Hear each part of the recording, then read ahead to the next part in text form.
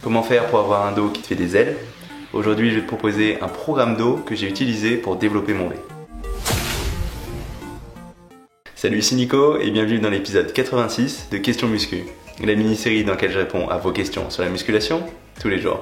Et aujourd'hui, je réponds à la question de comment faire pour réussir à construire un dos vraiment en V qui te fait comme des ailes. Et je vais proposer un programme qui m'a donné d'excellents résultats pour réussir à développer mon V. Et en fait, quand il s'agit de construire un V, je me rends compte que la plupart des pratiquants font la même erreur, à savoir se concentrer uniquement sur des tirages en prise large. Et le problème, c'est que si tu fais que des tirages en prise large, tu vas peut-être avoir tendance à construire le haut de ton V, mais assez rapidement, ton V il va disparaître. Et ça va pas du tout se voir, notamment quand tu es en face, on va pas du tout voir ton V. Donc ça va être vraiment important de réussir à travailler le bas de ton V. C'est la partie du dos qui, pour beaucoup de pratiquants, sera une des plus difficiles à développer, mais c'est celle qui aura peut-être le plus d'impact sur ta carrure. J'ai déjà fait une vidéo sur ce que je considère être un très bon programme dos que tu pourras retrouver ici et que je te conseille d'aller consulter. Mais dans cette vidéo, je vais plus détailler un programme vraiment spécifique pour mettre l'accent sur cette partie basse du V qui va donner cet effet aile d'oiseau qui est vraiment impressionnant, notamment de face et qui va vraiment impacter ta carrure. Et de façon générale, ce qu'il faut que tu saches, c'est que pour réussir à travailler le bas de ce V, ce sera important que tu étires complètement ton grand dorsal. Et pour ça, il faut que tu arrives à avancer les bras le plus loin possible en avant ou en haut ou en bas, parce que les dorsaux en fait ils vont t'aider à reculer ton numérus. Donc ce geste de ramener le coude en arrière, que ce soit d'avant en arrière, du haut vers le bas ou du bas vers le haut, ça va être à chaque fois le grand dorsal qui va travailler. Et pour réussir à engager la partie la plus basse de ce grand dorsal, il faut que tu arrives à avoir le plus d'amplitude possible, que tu arrives à avancer tes coudes le plus loin possible. Et ça veut dire que tu devras utiliser des exercices avec des prises serrées, où les mains sont relativement rapprochées. Parce que plus tes mains sont rapprochées, plus tu auras d'amplitude. Alors que quand tu as des prises écartées, tu auras plus tendance à isoler le haut de ton grand dorsal, donc le haut de ton V, qui est une partie du dos importante mais qui ne sera pas suffisante pour vraiment construire ce grand V, cette impression d'aile que tu vas avoir de face. Donc cette séance, elle va cibler que les dorsaux et elle va mettre vraiment l'accent sur cette partie basse de ton V. Et elle va être constituée de 4 grands exercices. On va faire d'abord du rowing à un bras à l'haltère. On va ensuite enchaîner sur du tirage à la poulie bras tendu avec corde, qui est un super exercice. Je t'expliquerai exactement pourquoi on enchaîne ces exercices. Ensuite, on va enchaîner sur du tirage horizontal à la poulie en prise serrée. Et on va finir avec du soulevé de terre. Oui, tu m'as bien entendu, on va finir cette session avec du soulevé de terre. Je t'expliquerai exactement pourquoi. Mais avant de se lancer dans les détails de ce programme, je tenais juste à te dire que c'est pas un programme que j'ai inventé à 100% moi. C'est une variante que j'ai créée à partir d'un programme dos que j'ai beaucoup aimé, créé par le coach et bodybuilder John Meadow. Tu pourras retrouver ces articles sur tnation.com. C'est vraiment un super site. J'en ai déjà parlé dans ma vidéo, les 2 sites que tu peux aller consulter pour en apprendre plus sur la musculation. Et je te conseille d'y jeter un petit coup d'œil pour comprendre un peu comment je l'ai adapté pour plus mettre l'accent sur ce V. Donc concrètement, comment va se passer cette séance? Et ben, on va commencer par du rowing à un bras. Et l'intérêt du rowing à un bras, c'est qu'il va te permettre de faire un geste du bas vers le haut. Et nous, ce qu'on va vouloir dans cette séance, c'est avoir un maximum d'angle.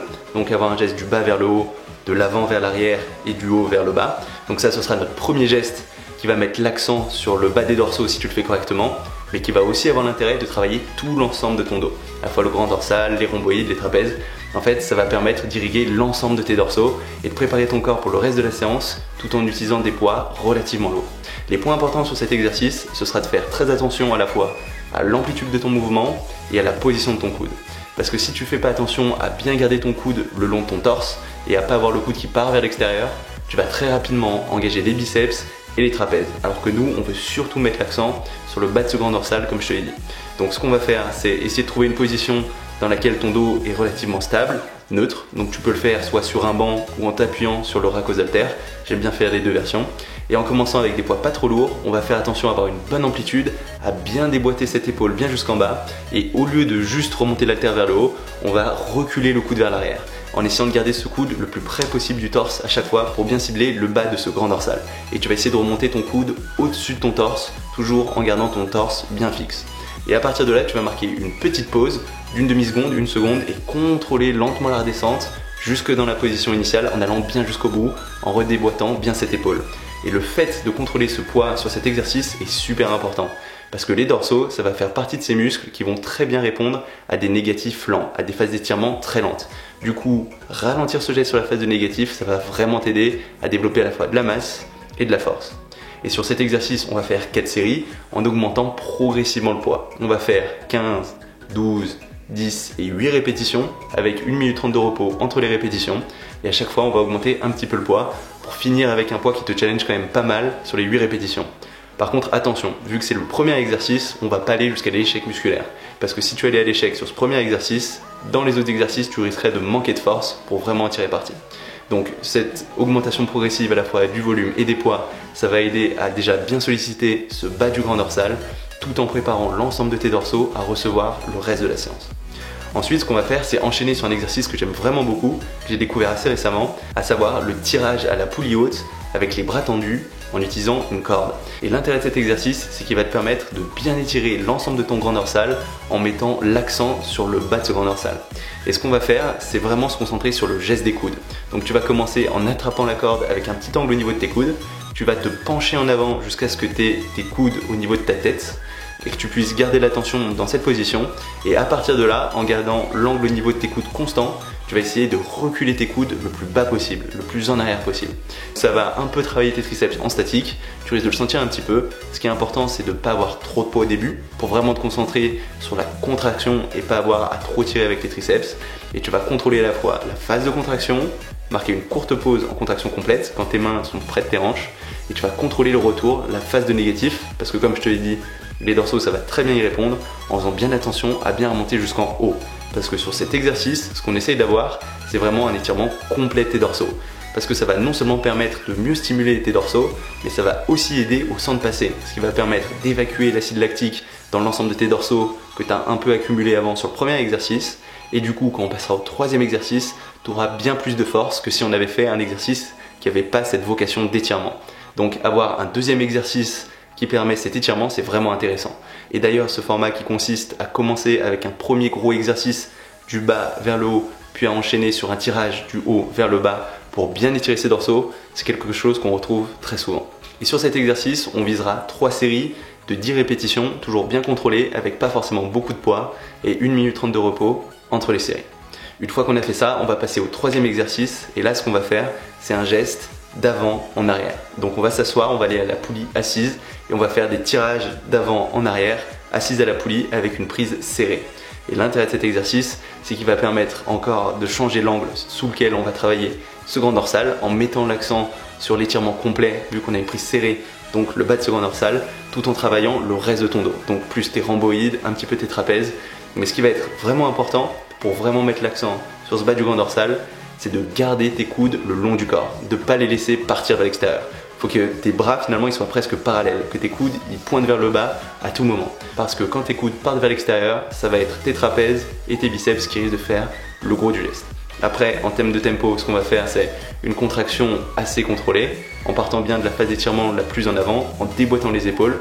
On va reculer ses coudes le plus en arrière possible, toujours en les gardant bien bas, bien le long du corps, marquer une petite pause en contraction complète, et on laissera environ 1 minute 30 de repos entre les séries, en se concentrant sur la contraction du bas du grand dorsal, et il n'y a pas besoin d'utiliser un poids vraiment lourd sur cet exercice.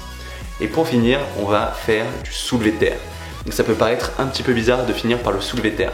Mais en fait, ce soulevé de terre, si tu le fais avec des poids raisonnables et que tu te concentres sur la phase de négatif, que tu contrôles la redescente de la barre, il va particulièrement bien t'aider à finir l'ensemble de tes dorsaux et à complètement fatiguer le bas de ces dorsaux. Donc contrairement à ce qu'on ferait dans la plupart des cas si on avait ce soulevé de terre en début de séance, ce qu'on va faire, c'est essayer de rester avec des poids relativement raisonnables, pas trop près de ton maximum, faire seulement 6 répétitions, mais sur chacune de ces répétitions, si on sera explosif sur la remontée, on contrôlera aussi bien la redescente. Ça veut dire qu'on ne laissera pas retomber la barre, on ne va pas laisser rebondir, on va contrôler, poser la barre en haut, repartir de façon explosive, contrôler la redescente, et ainsi de suite. Et ça va être particulièrement éprouvant pour le bas de ton dos, surtout à la fin de cette séance, et ça t'aidera à vraiment à la fois donner de la masse et de la force à ce bas du dos. Et surtout, te laisse pas impressionner par ce soulevé de terre en fin de séance. Tu peux le faire quel que soit ton niveau, une fois que tu sais bien l'exécuter. D'ailleurs, je te conseille d'aller jeter un coup d'œil à la vidéo que j'ai fait sur le sujet, où je t'explique comment bien réaliser ce geste qui peut être un petit peu technique, sans être super compliqué. Et ce qui est vraiment important, c'est que tu utilises des poids adaptés à ton niveau. Il n'y a pas forcément besoin d'énormément de poids pour sentir ces négatifs sur ces soulevés de terre. Tu auras besoin de beaucoup moins de poids que si jamais tu laissais retomber la barre. Donc même si tu te retrouves avec des poids légers, c'est pas grave. Ce qui compte, c'est que tu sens vraiment cette contraction dans le bas de tes dorsaux. Et sur ce soulevé de terre, on réalisera 3 séries de 6 à 8 répétitions avec 1 minute 30 de repos entre chacune de ces séries. Et en réalisant cette séance tous les 5 à 6 jours en te concentrant sur des poids légers et une bonne contraction avec une bonne exécution des exercices, je peux t'assurer que si tu n'as jamais mis l'accent sur le bas du V et que c'est potentiellement un point faible chez toi, tu verras des changements très rapidement.